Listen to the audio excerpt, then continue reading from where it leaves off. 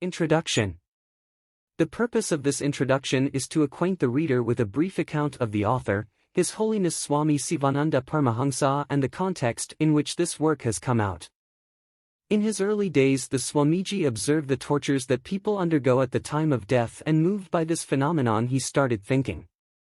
Then, with a firm determination to find out a solution for this, he renounced everything and entered the free world.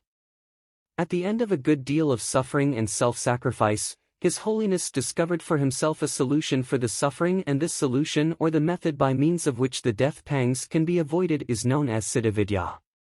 After having attained self-realization by a vigorous practice of this vidya, and then harvesting the fruits of it in its fullest measure, the Swamiji, out of dire sympathy for the suffering millions, condescended from his supreme position, which he had adorned by his own efforts, and began to mix with the common people, preaching to them and initiating them into this noble means of self-realization. When people, irrespective of caste, creed, and position, began to follow him in large numbers, being convinced of the teachings and initiated into the noble path, the necessity for a corporate living was felt, and Siddha Samaj was founded by His Holiness in the year 1920.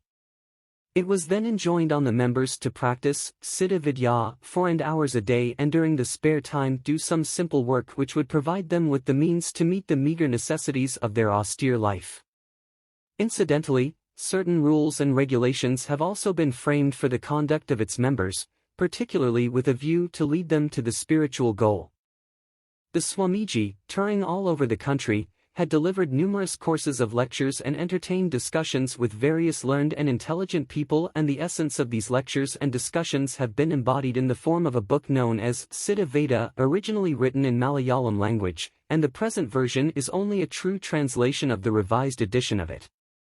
In translating in English, it is to be admitted that the power of expression and the suggestiveness and the conversational style of the original work have been affected to some extent, due to the fact that there are no appropriate words in English to convey the exact meanings of certain Sanskrit expressions, and that the import in the conversational style of a language is very difficult to translate into any other language, without losing its charm or affecting the fullness of meaning. However, great care has been taken to preserve the original quality of the work. As already stated, this book contains the exposition of a novel and noble path to attain self-realization.